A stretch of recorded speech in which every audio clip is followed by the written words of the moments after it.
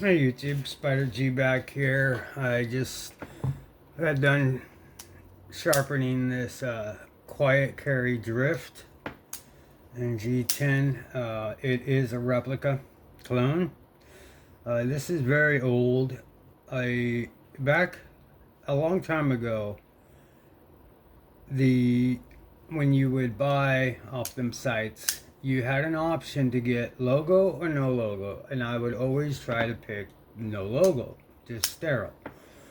And that's what I did here. They would have put the quiet carry on, but the only thing that they did do was put the 4 dots here on the G10.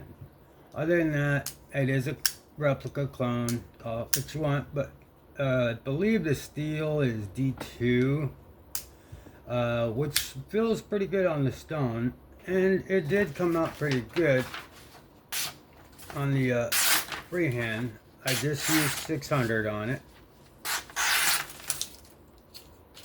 Pretty good, actually. It slides right through. Comes down to a little bit of a... I leaned it back quite a bit, so that way we can get some good slicing ability out of this.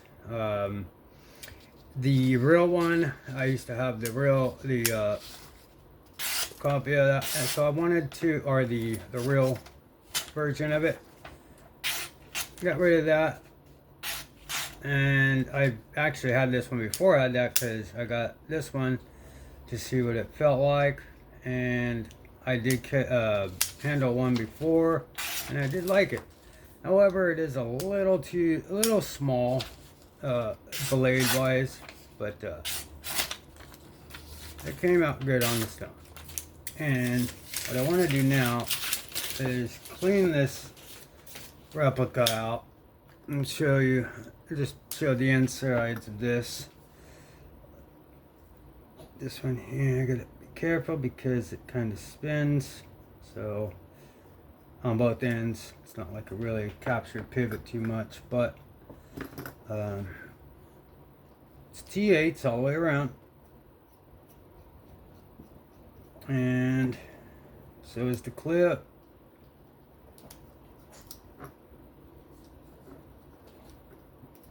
There we go.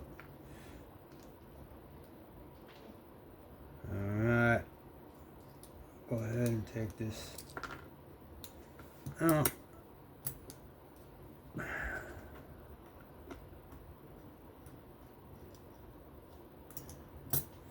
Okay, so we will open it up here, and then we could go ahead and start cleaning it from here. And alright, so let's get the cleaning. So this is what it looks like inside this quiet carry drift. It works great. The line is good, the detent's good, the bearings are caged bearings. And it, I believe it only costed like 30 bucks or something like that. So way back then. But we'll go ahead and clean this and make sure it's got the best chance for the best action. Now, I understand about replicas and clones and counterfeits and stuff, but I gotta work with what I got, and I'm not gonna really speak on it much more. It's to each their own. This is just me. I'm not passing them off. This is just for my entertainment and my entertainment purposes only. So, alright, so that blade's clean. Get that lock base nice and good. Alright, so let's pop this pivot out. Let's clean up this area from any type of shavings.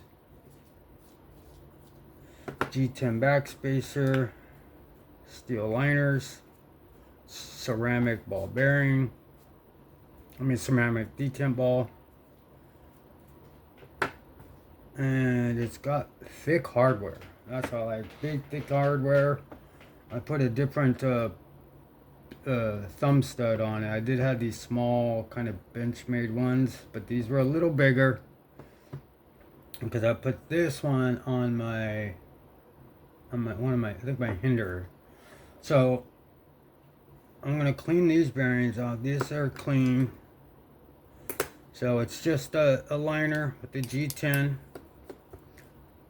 Nothing crazy, but nice good stop pin.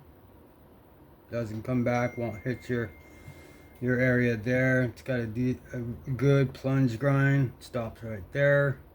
And you got all this life. I've already sharpened, you know, a few times, few of this off. That's why it's coming down to a little bit of a thicker edge than normal. But that's okay, because it's not, I don't use it like crazy. Like when I sharpened it last, tore down some boxes, kept its edge, stropped it up. It's pretty darn good.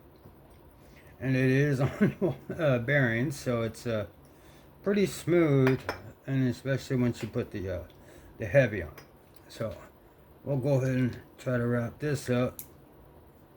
Put this pivot back in to where the tool is facing that way. Okay, put my stop pin back in.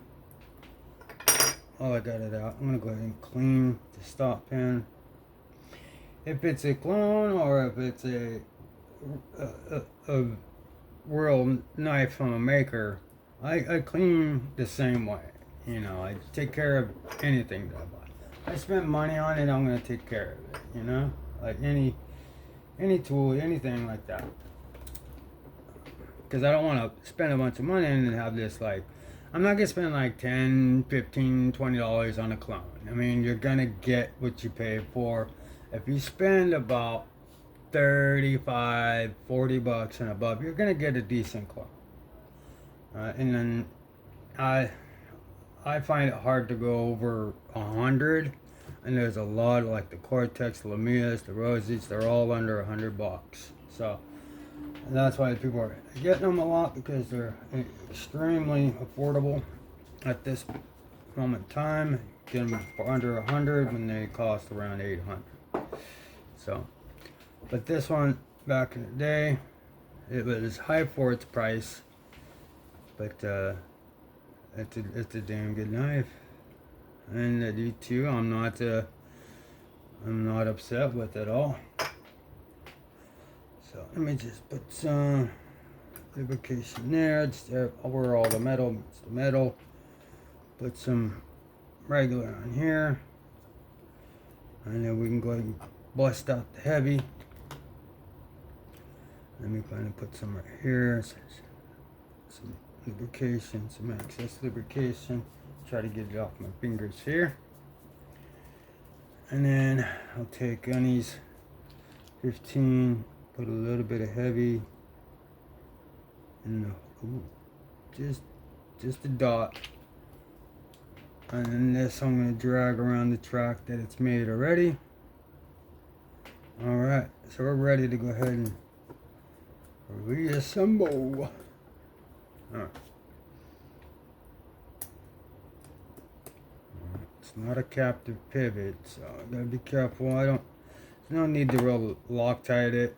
I did try before I realized it wasn't a captive pivot. I did the lefty super glue thing and got it on my G10, but I can get that off with some acetone or some nail polish remover or something, or even this 91. You just gotta scrub it off.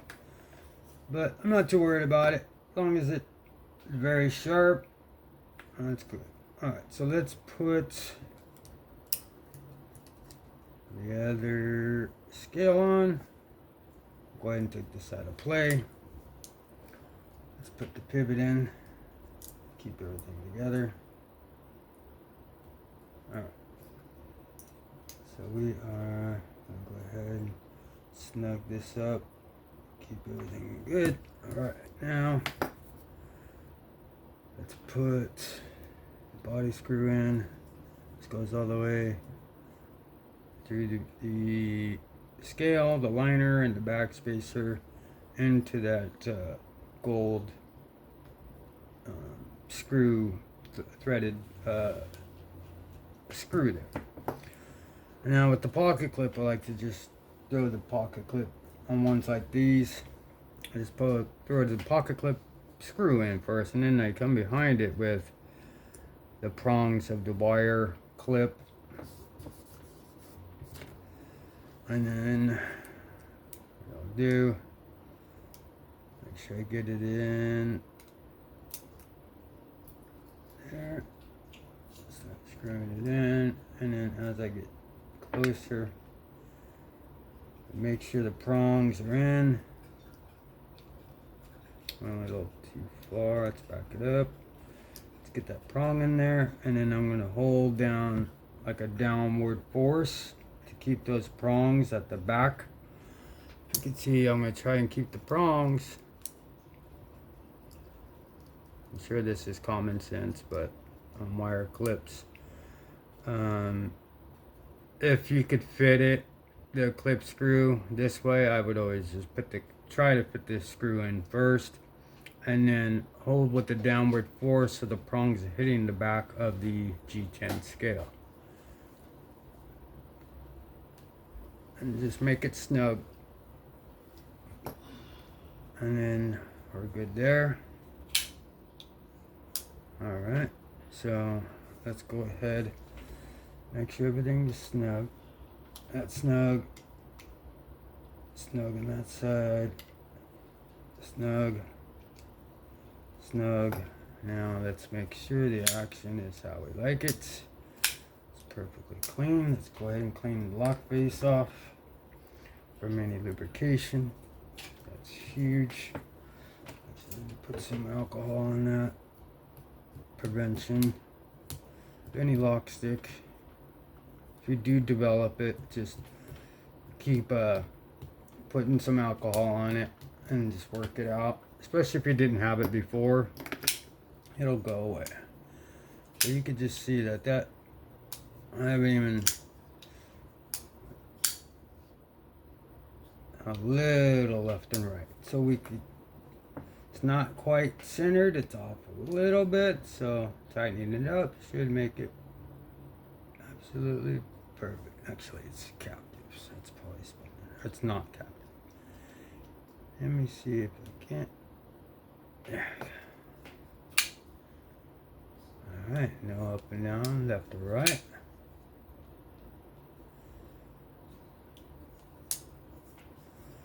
Let me see something here.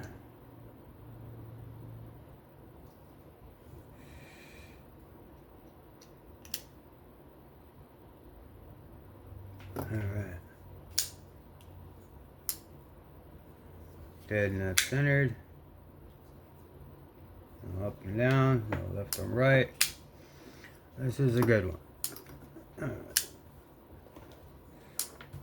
So that was quick and easy. This was the sharpening results by Freehand.